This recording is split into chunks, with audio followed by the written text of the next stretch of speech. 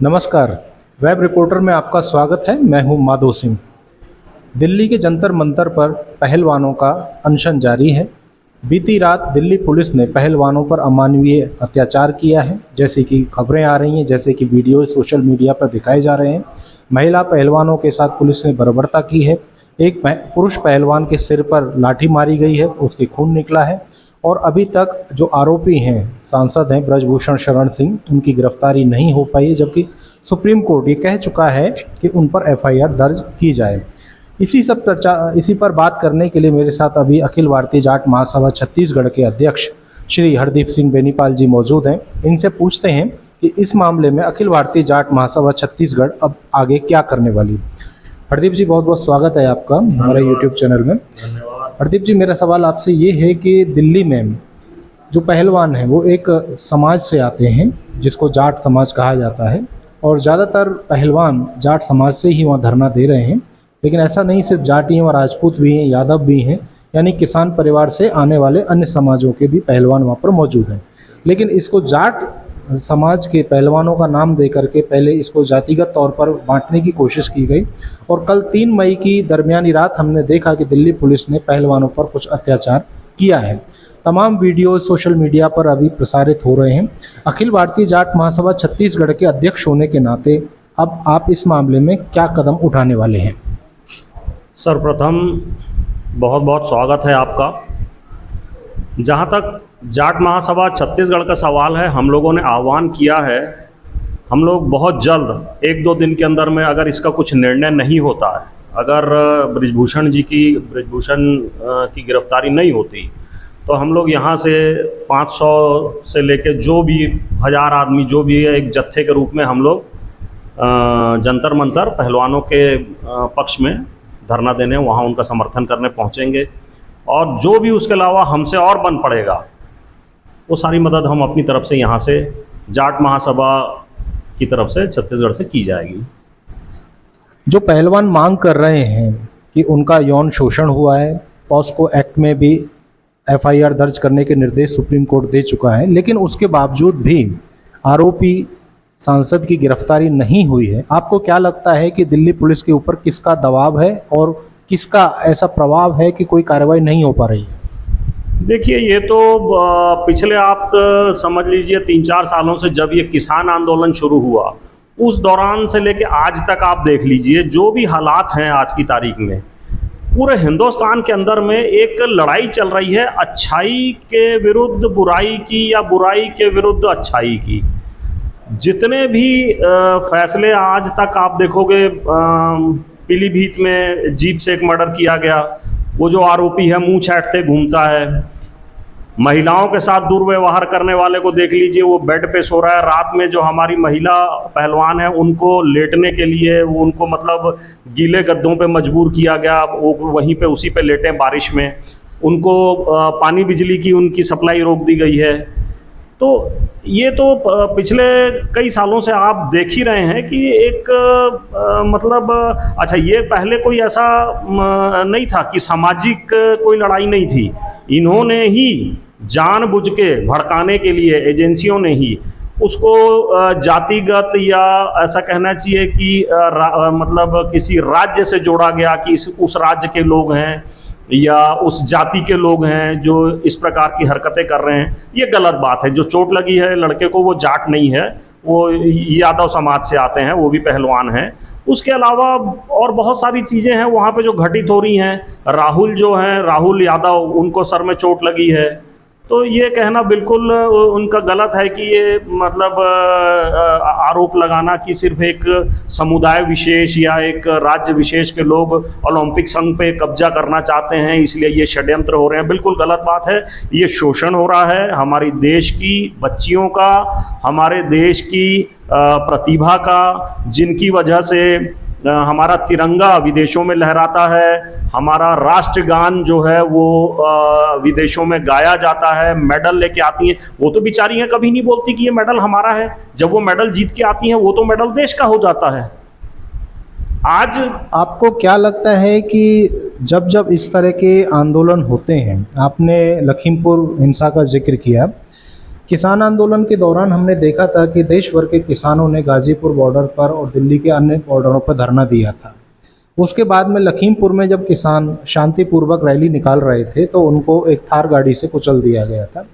उस वक्त भी आरोप लगे थे कि जो आरोपी है वो भाजपा नेता था, उसको बचाने की कोशिश की गई, काफ़ी दिनों तक गिरफ्तारी नहीं हुई, उसको बचाया गया। क्या सेम वही कहानी रिपीट की जा रही है? इतिहास खुद को दोहराता है और इसमें कोई दो मत नहीं कि आज के जो हालात हैं वो फिर से इतिहास खुद को दोहरा ही रहा है। ये है कि हम पहले कह लें कि भाई विदेशी आक्रमणकारियों से हम लोगों हमारे पूर्वजों ने मतलब लोहा लिया, और हमारी ये बदकिस्मती है कि हम आज जिनको अपने संरक्षण की जवाबदारी दी गई या जिनको हमारे देश की जनता ने ये मान के जवाबदारियां दी गई कि भैया अपने देश संभालना है, वही लोग आज बाढ़ जो है खेत खा रही है। इस आंदोलन में राजनीतिक रंग चढ़ता चला जा रहा है। आम आदमी पार्टी, कांग्रेस और अन्य दल भी आकर के मंच पर बैठ रहे हैं। पिछली बार जब ये धरना हुआ था तो पहलवानों ने अपने मंच को राजनीतिक मंच बनने नहीं दिया था, लेकिन इस बार ऐसा नहीं है। राजनेताओं का पहुंचना वहाँ लगातार जारी है। इसको आप कैसे देखते हैं? नहीं देखिए, वहाँ हर एक को जाना चाहिए, ये बात चलिए सही है। अगर वहाँ जो पहलवान हमारे जो बैठे हैं वो अगर नहीं चाहते कि आप कांग्रेसी बन के आओ या भाजपाई बन के आओ या किसी अन्य पार्टी के सदस्य बन के आओ, लेकिन अगर कोई जाना चाहता है तो हर एक की एक संवेदना, हर एक का एक जुड़ाव और सिंपैथी जो है खिलाड़ियों के प्रति है। ऐसा नहीं है कि सिर्फ पहलवानों के प्रति है, अन्य के साथ भी अगर कभी होता है, हमको पता चले तो मैं समझता हूँ सबको जाना चाहिए वहाँ। और अगर वो नहीं चाहते कि आप कांग्रेसी बन के आओ या भाजपाई या आम पार्टी के या अन्य किसी दल के सदस्य बन के आओ, तो आप एक उनके भाई बन के, उनके मित्र बन के जाओ और सपोर्ट करना चाहिए सबको। भाजपा के लोगों को भी मैं बोलता हूँ जाना चाहिए, क्योंकि ये गलत है।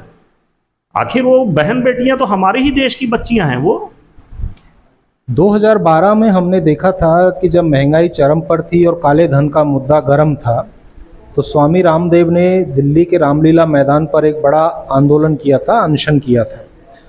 चूँकि उस वक्त यूपीए की सरकार थी और वो लगातार कांग्रेस सरकार के खिलाफ बयानबाजी कर रहे थे, तब यही दिल्ली पुलिस थी जब आधी रात को रामदेव पर लाठीचार्ज हुआ था और रामदेव को महिला की सलवार कुर्ती पहन करके बच के भागना पड़ा था।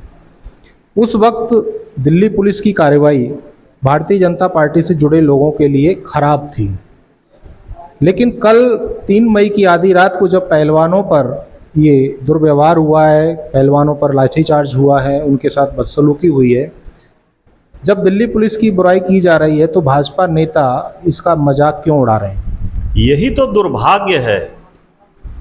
जो दुर्भाग्य है देश का हमारा, जो यही दुर्भाग्य है। उन दिनों में जब ये कार्रवाई की गई थी, जब रामलीला मैदान में बाबा रामदेव बैठे हुए थे और उनके ऊपर इस प्रकार का ये जो है उनको वहाँ से हटाने के लिए बल इस्तेमाल किया गया कांग्रेस सरकार के द्वारा, तो यही लोगों को जो है बड़ी तकलीफ थी। आज जब वो खुद सत्ता में बैठे हैं तो ये बच्चियों के ऊपर ये आज अटैक हो रहा है। मतलब आप सोचिए, जो सबसे दुखद है कि उनको वहाँ गारे में, उसमें कीचड़ में सोने के लिए मजबूर किया जा रहा है, महिलाओं को, लड़कियों को, बिचारियों को। और वो भी एक आम महिलाएं नहीं है, वो एक आम लड़कियां नहीं है, वो अपने आप में एक मतलब क्या शख्सियतें हैं। वो हमारे देश के अलावा विदेशों में उनके नाम लिए जाते हैं, वहाँ भी बच्चों को उनके माँ बाप बताते हैं कि आपको साक्षी मलिक बनना है, आपको गीता फोगाट बनना है। मैरी कॉम जैसी महिला ने तक बोला है कि ये मेरी आप बीती है। मतलब जब कभी मैरी कॉम को इन लोगों ने बताया कि हमारे साथ ऐसा ऐसा हो रहा है, हमारा शोषण हो रहा है, तो उसने तक ये बात मानी है। ऐसा मैंने इंटरव्यू में कहीं अभी सुन रहा था, तो उसने भी ये बात मानी है कि हाँ, ये जो हुआ है ये मेरे साथ भी हुआ है। जब देश की कोई बेटी मेडल लेकर के आती है तो हम सभी भारतीयों का सीना गर्व से चौड़ा हो जाता है, लेकिन आज वही हमारी बेटियां, भारतीय पहलवान, पुलिस के द्वारा किए गए बर्ताव के बाद और जिस व्यक्ति पर यौन शोषण करने का उन्होंने आरोप लगाया, उसकी गिरफ्तारी नहीं होने की वजह से अब ये पहलवान अपने मेडल भी लौटाने की तैयारी कर रही हैं। इससे बड़ी शर्मिंदगी की बात इस देश के लिए नहीं हो सकती कि जिन पहलवानों को कभी ये देश कंधे पर उठाया करता था, प्रधानमंत्री नरेंद्र मोदी खुद उनके साथ फोटो खिंचाया करते थे, आज वो पहलवानों के मुद्दे पर मौन है। किसान समाज और जाट समाज पहलवानों के साथ आकर के खड़ा हो गया है। अखिल भारतीय जाट महासभा के अध्यक्ष बेनीपाल जी मेरे साथ हैं। आप लोग क्या धरने को समर्थन देने दिल्ली जंतर मंतर पर जाने की तैयारी में हैं? जरूर जाएंगे, जरूर जाएंगे। 1-2 दिन के अंदर में हमारी रणनीति बन गई है। हमने अपने लोगों से संपर्क किया है और वो सब का कहना है कि 1-2 दिन में तैयारी कर लें, ताकि अगर वहाँ जाके अगर लंबे समय तक भी बैठना पड़ा, रहना पड़ा, तो मतलब सबका कहना था कि 1-2 दिन थोड़ा सा भी हमको समय दें और 2-1 दिन में यहाँ से नॉट ज़्यादा नहीं तो 500 लोगों का जत्था जाएगा। इस घटना के राजनीतिक दुष्परिणाम क्या देखते हैं? हर इस प्रकार की घटना के दुष्परिणाम होने चाहिए, लेकिन ना जाने क्या हो जाता है, समय पे लोग भूल जाते हैं या क्या होता है। मतलब निर्भया कांड से लेके अगर हम आज तक बात करें, बहुत सारी ऐसी चीज़ें हैं कि जो भूलने योग्य नहीं हैं। चाहे किसानों का ही आंदोलन था, भूलने योग्य नहीं है, लेकिन लोग फिर कहीं ना कहीं भूल जाते हैं। अब उसको हम लोगों की ये अब कहना चाहिए कि ड्यूटी बनती है, जो लोग इनको जगा सकें, हम लोगों को बता सकें, उनको बार बार याद करा सकें कि हमको भाई सुधार लाना है। चाहे इन्हीं को सुधारें, हमको किसी पार्टी विशेष से कोई वो नहीं है, कोई प्रॉब्लम नहीं है, इन्हीं को सुधारें। चाहे इनके बदले में हम कोई दूसरा कोई अन्य इनका सब्स्टिट्यूट सोचें या कुछ भी करें, लेकिन सुधार लाना बहुत ज़रूरी हो गया है। जो हालात हैं, ऐसे इमरजेंसी में हमारे जो बुजुर्ग बताते हैं कि इमरजेंसी में हालात बहुत ख़राब होते थे। मैं समझता हूँ इतने हालात तो ख़राब उस समय भी कभी नहीं रहे होंगे जितने आज हैं। देश में बजरंग बली की चर्चा हो रही है। बजरंग पूनिया धरने पर हैं। बजरंग बली सियासी गलियारों में घूम रहे हैं और उससे बड़ी बात यह है कि पहलवानों के भक्त, पहलवानों के क्या कहें आराध्य बजरंग बली ही होते हैं। जब भी कोई पहलवान अखाड़े में उतरता है तो वो बजरंग बली की मूर्ति के आगे, उनकी तस्वीर के आगे दंडवत होता है, प्रणाम करता है और अपने इष्ट देव को प्रणाम करने के बाद भी उनसे शारीरिक सौष्ठव प्राप्त करता है। लेकिन आज हमारे यही बजरंग बली के भक्त धरने पर बैठे हैं, पुलिस की कार्रवाई से पीड़ित हैं और सरकार जो बजरंग बली पर राजनीति करते हुए घूम रही है वो पहलवानों की सुध नहीं ले रही है। ये देश की जनता को तय करना है कि उसको किन के साथ खड़े होना है, क्या करना है और किस कदर से करना है। नमस्कार।